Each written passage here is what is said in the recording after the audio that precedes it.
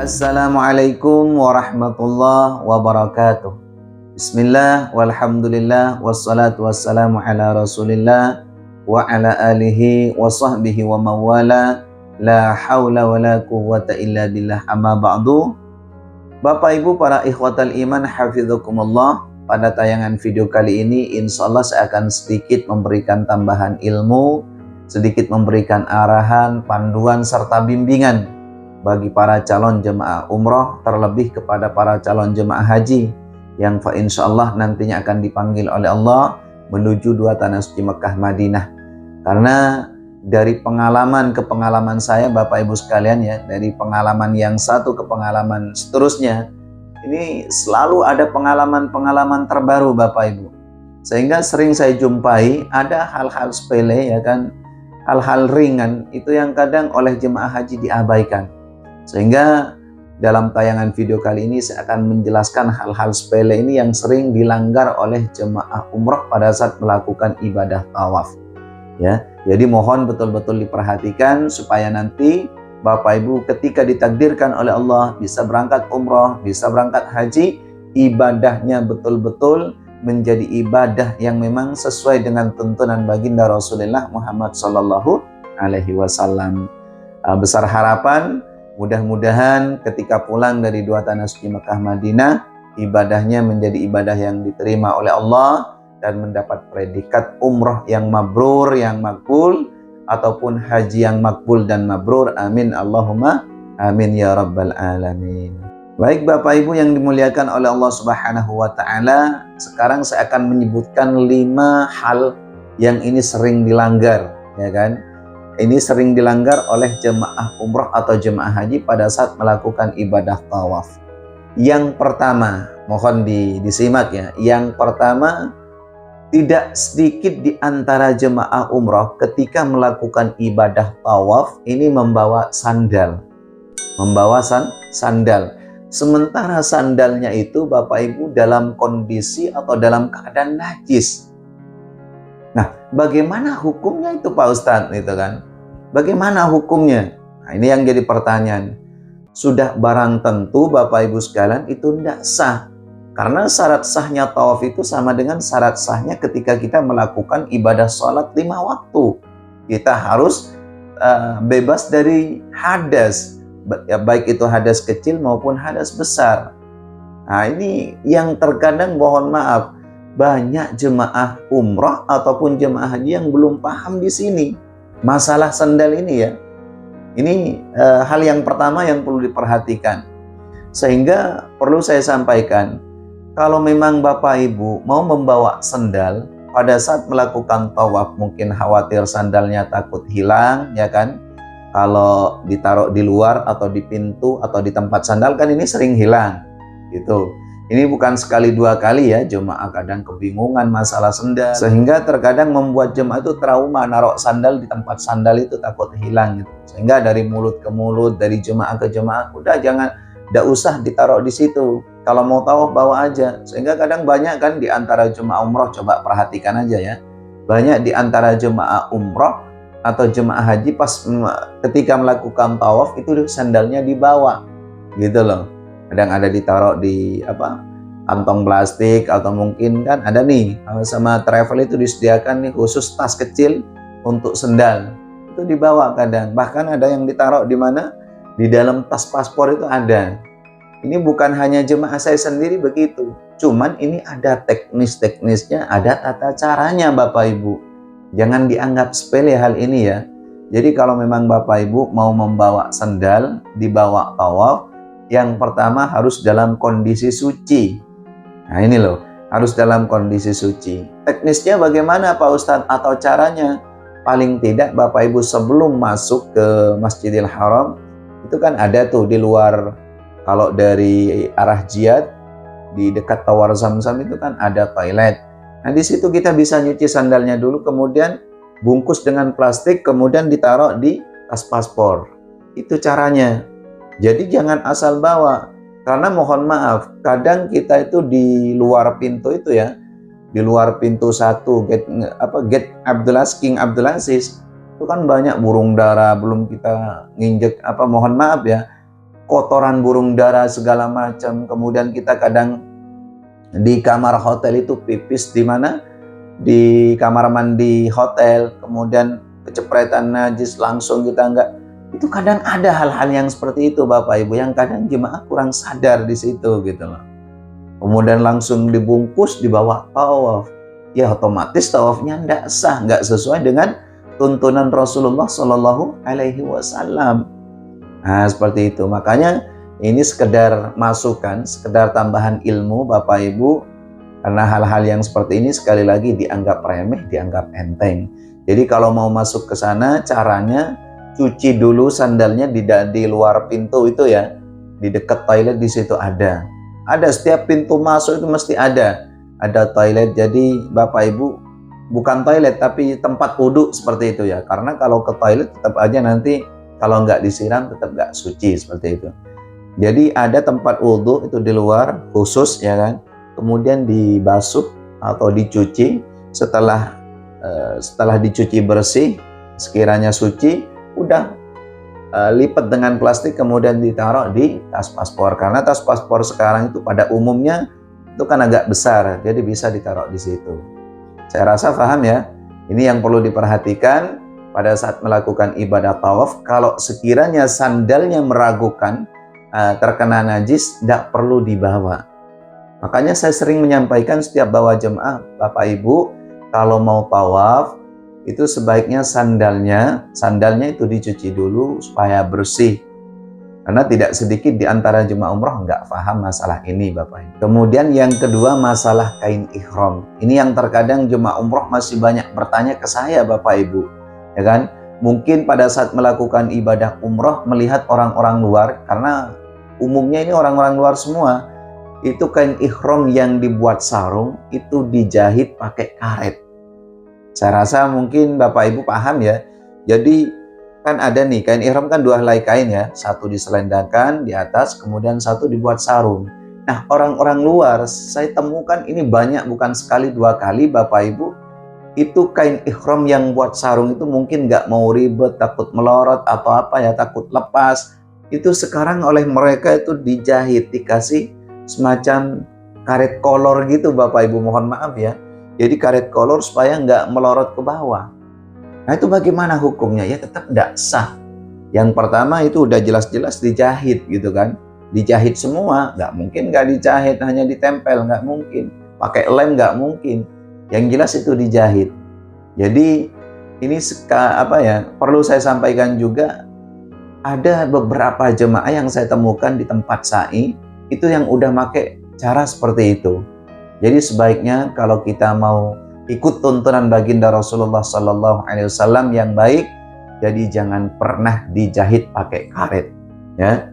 Nah, jadi ya karena mungkin pengen simple aja Bapak Ibu, ya, supaya nggak lepas seperti itu ya. Jangan sekali-kali itu dilakukan, karena itu sama aja dengan muhid, pakaian yang berjahit. Nah itu yang kedua, masalah kain ihram. Jangan pernah meniru, karena orang Indonesia sekarang udah banyak niru seperti itu. Kalau orang-orang luar itu gimana hukumnya Pak Ustadz? Ya terserah, monggo dia, terserah dia, monggo silahkan, gitu loh. Mau dijahit sekali, mau dijahit 2 kali, mau dijahit 3 kali dan seterusnya, monggo, karena mereka itu punya pemahaman yang berbeda dengan kita Bapak Ibu.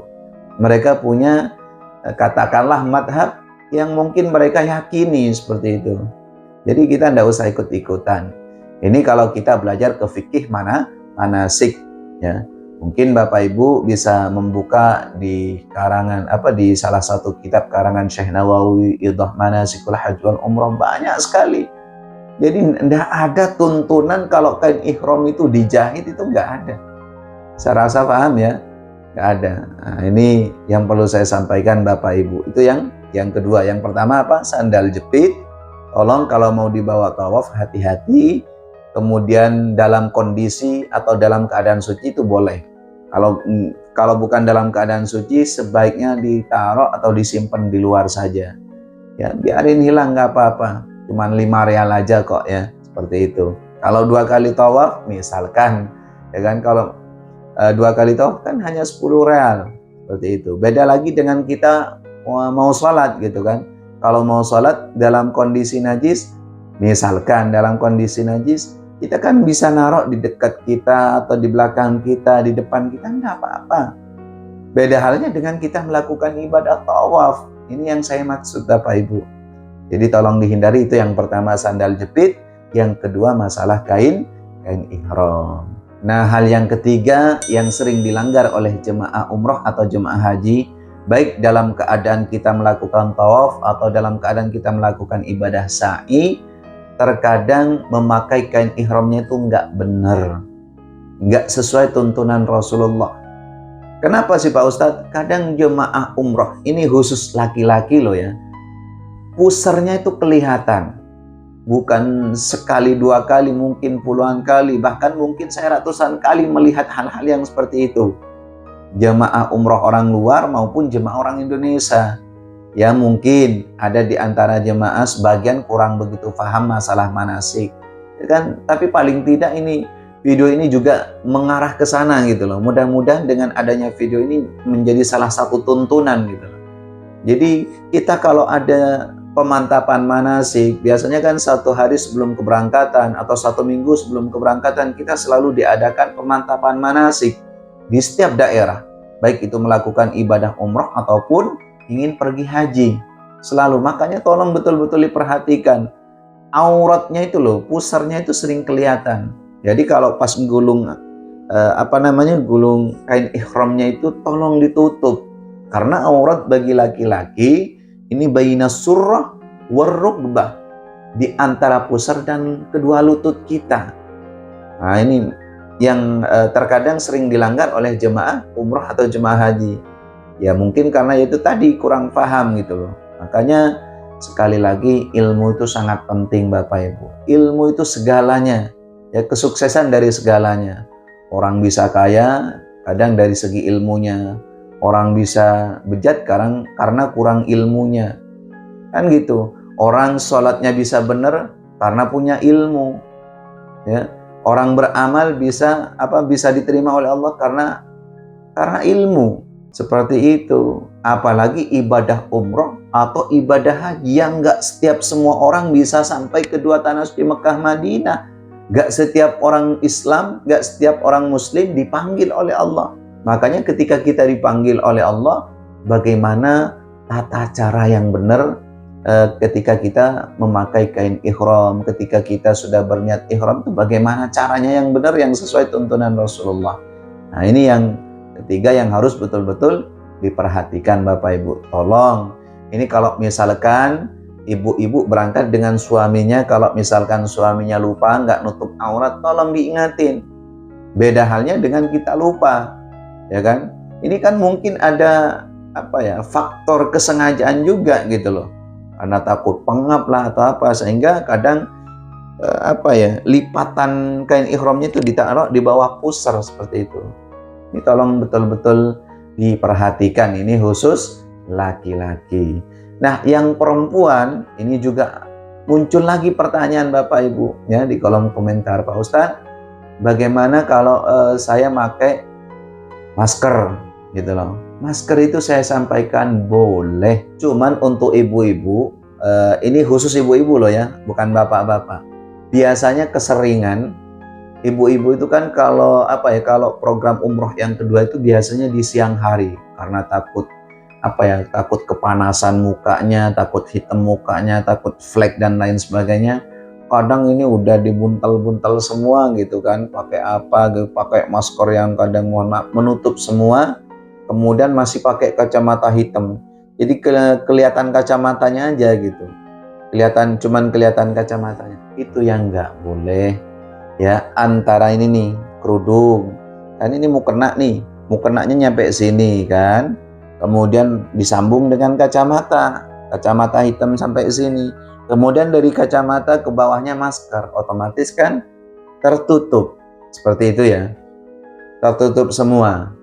Nah, ini lebih baik tidak usah dipakai maskernya. Pilih salah satu di antaranya. Apa mau pakai kacamata, apa mau pakai masker.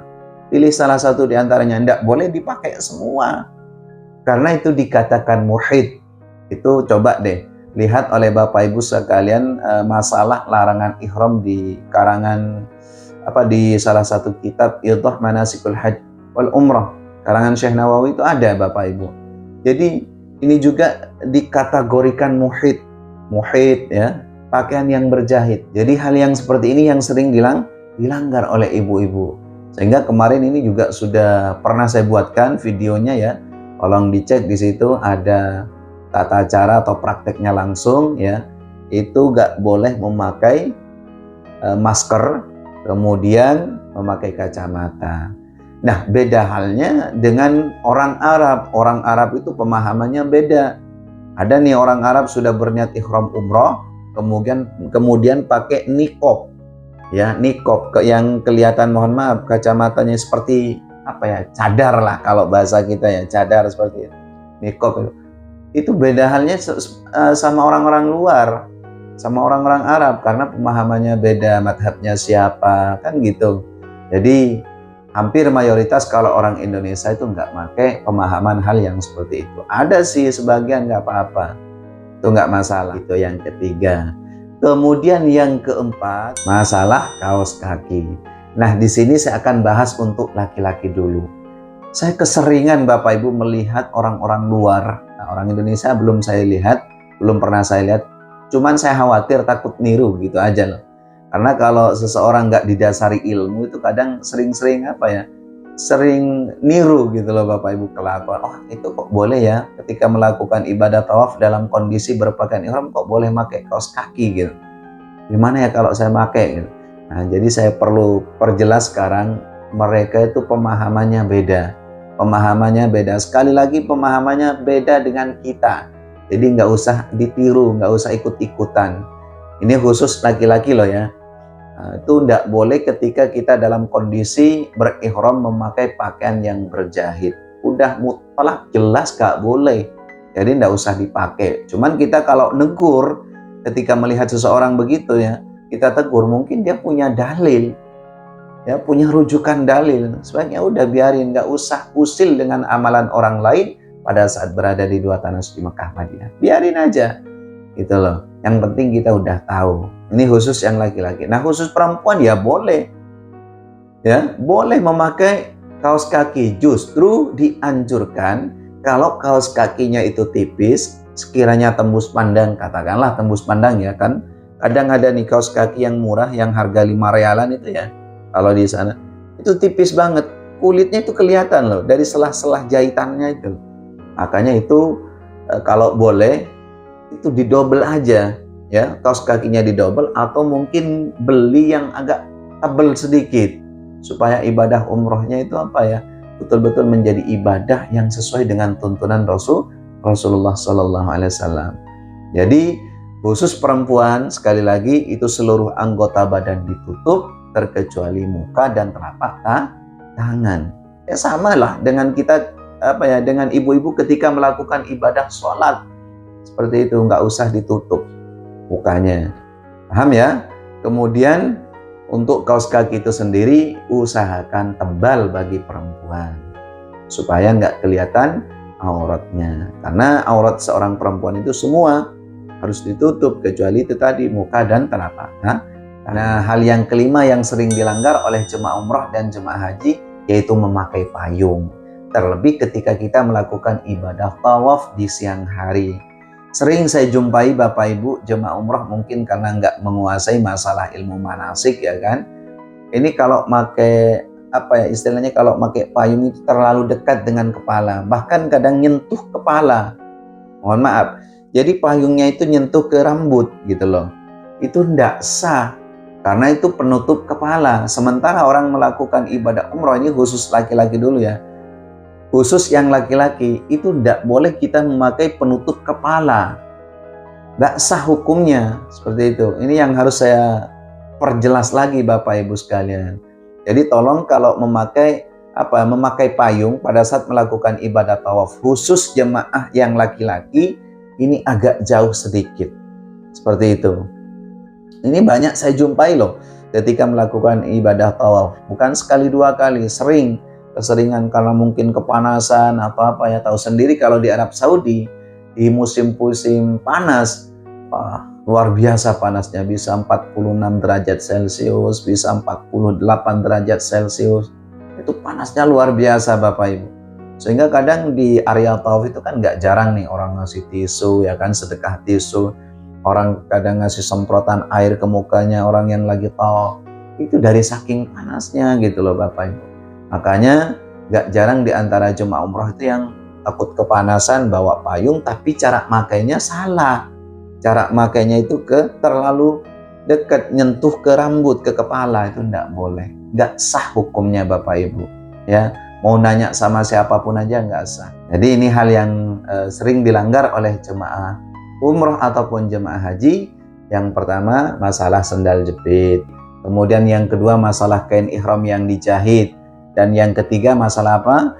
Tadi masalah pusar yang tidak ditutup, itu yang sering dilanggar. Kemudian kaos kaki untuk laki-laki dan perempuan tolong betul-betul didobel kalau memang sekiranya tembus pandang atau tipis. Dan yang kelima, cara pakai payungnya itu yang benar. Seperti itu. Jadi ini mungkin hal-hal yang perlu saya sampaikan teruntuk dan wabil khusus bagi para calon tamu-tamu Allah, para calon tamu-tamu baginda Rasulullah Sallallahu Alaihi Wasallam, baik itu jemaah umrah ataupun jemaah haji. Sehingga Bapak Ibu sekalian ketika berangkat menuju dua tanah suci Mekah Madinah sudah mengeluarkan harta, tenaga, waktu dan kesempatan, ibadahnya itu tidak sia-sia. Menjadi ibadah yang memang betul-betul tuntunan. Apa yang menjadi ibadah yang betul-betul sesuai tuntunan, maksud saya tuntunan dari baginda Rasulullah Sallallahu Alaihi Wasallam. Sehingga ketika pulang Bapak Ibu sekalian, ibarat orang pegang sertifikat piagam, itu mendapat sertifikat haji yang mabrur atau umroh yang mabrur dan makbul. Amin Allahumma amin ya rabbal alamin. Jadi ini saja mungkin Bapak Ibu yang dapat kami sampaikan sedikit atau sekelumit terkait dengan hal-hal yang dilarang pada saat kita sudah berniat ihram umrah. Mudah-mudahan bermanfaat. Wabillahi taufiq wal hidayah wal afa minkum. Assalamualaikum warahmatullahi wabarakatuh.